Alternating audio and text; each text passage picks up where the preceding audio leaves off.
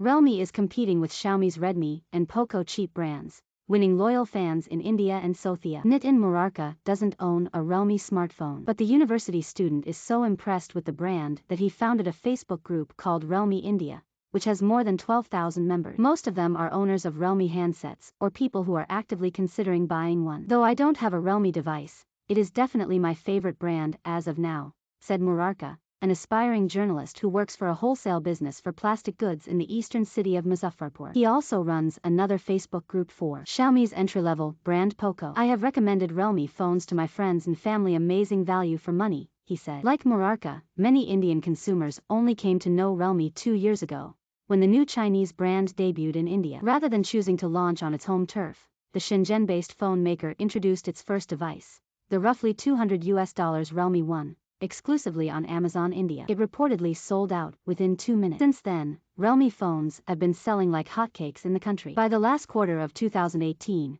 Realme shot into the top 5 best-selling smartphone brands in the country, beating out its more established sibling Oppo for 4th place, according to research firm IDC. It slipped slightly the next year, but Realme still retained its place within the top 5, trailing only Xiaomi, Samsung, Vivo and Oppo, all of them much older brands. Realme's quick ascent has led to comparisons. It's Xiaomi, currently the reigning smartphone brand in India. The Beijing-based competitor is another company beloved for its range of low-cost devices under the and Poco brand. The similarity in offerings hasn't gone unnoticed by the country's budget-conscious consumers. Realme came to beat Redmi, and they have done so, said Murarka, who uses a Redmi phone that he won in a giveaway. Poco makes much bulkier devices. Realme has done a better job at designing the phone. It's a remarkable trajectory for Realme, barely 2 years old. But the company didn't exactly come out of nowhere. It's part of Chinese conglomerate BBK Electronics, whose extensive portfolio includes not just Realme and Oppo, but also Vivo and OnePlus. While OnePlus is the only one of these brands with a notable presence in the US,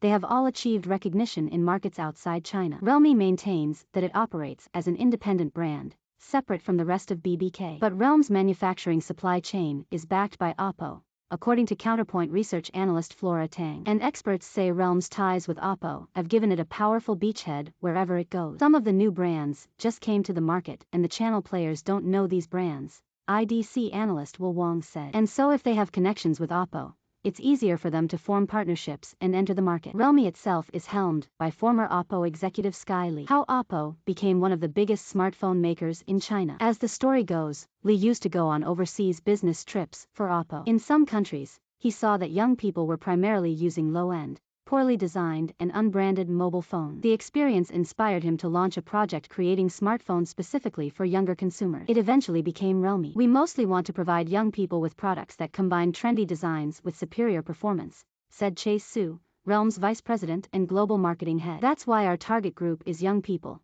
and students form the core of this group. Realme's products aren't the most cutting-edge devices you can buy. Rather, they belong to a category of budget phones made for consumers who don't want to break the bank while still aspiring to some of the more advanced designs and features found on premium handsets. The brand's latest slogan is Dare to Lead. Want a phone with 65W fast charging? Indian consumers can buy Oppo's Find X2 flagship for about $880. Alternatively, they can pick up the Realme 7 Pro, a phone that charges just as quickly for $270. Back home in China, where Realme started selling last year, it recently introduced the world's cheapest 5G smartphone at under $150. Su said the company is also planning to bring it to other countries. At Realme, we're always daring ourselves to take high-end features found on devices from a different price range and put them in our own products, Su said. We want to bring everyone new products that have a surprise element to them. Realme's consumers may not be paying much, but its strategy of focusing on offering more value for less money has proven fruitful, and not just in India. In the most recent quarter,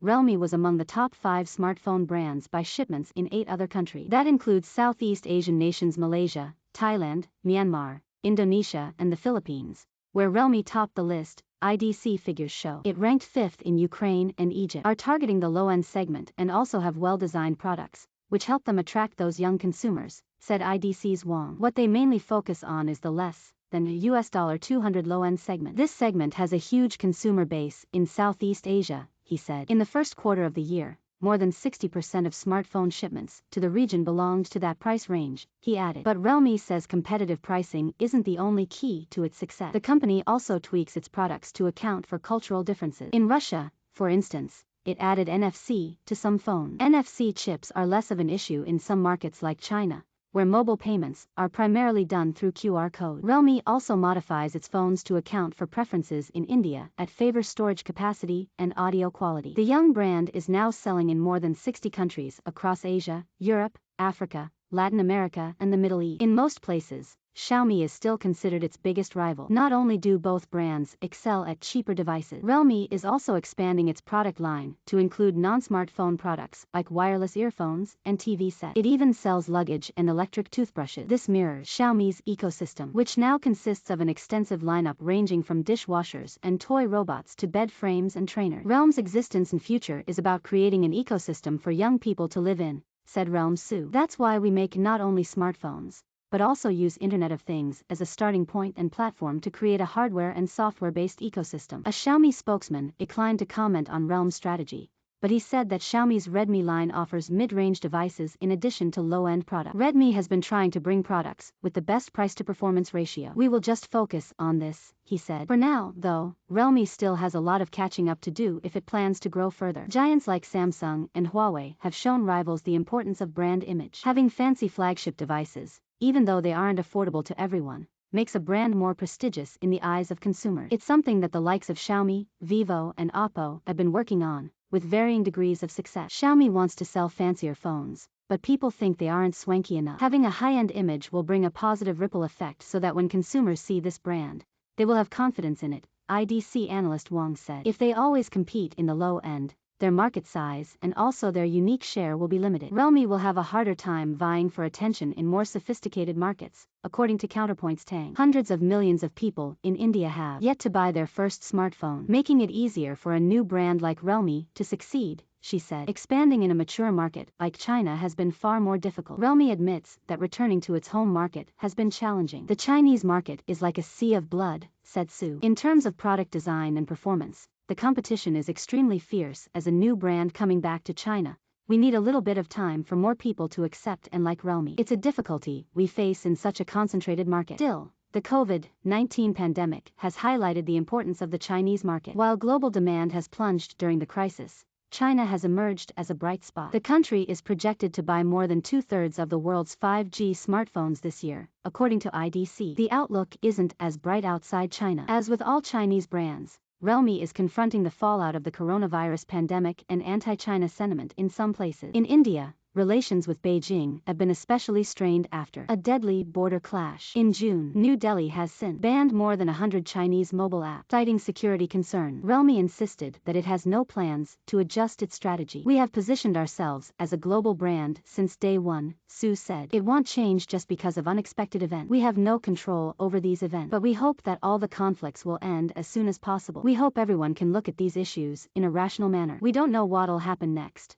PUBG mobile ban vexes Indian gamers. Despite the geopolitical tensions, Realme announced last week that it's opening 50 new franchise stores in India. Analysts also expect the impact on Chinese brands to dissipate eventually. I would say that there is a risk for Realme and there is anti-China sentiment in India or in some other regions, Wang said. But I would say that this is not going to restrain their growth. The main reason is the lack of choices. The view is shared by Murarka, the owner of the Realme fan page. While he said patriotism is playing into some people's purchasing decisions, most entry-level smartphones are still dominated by Chinese brands. I personally am more concerned about data privacy, he said. My dad also doesn't want to purchase a Chinese brand product, but it's very difficult to get value for money phones from a non-Chinese brand. As for the next phone he's planning to buy, I might purchase a Realme X2 Pro for my dad in a sale, said Murarka. If I like the device, I will keep it.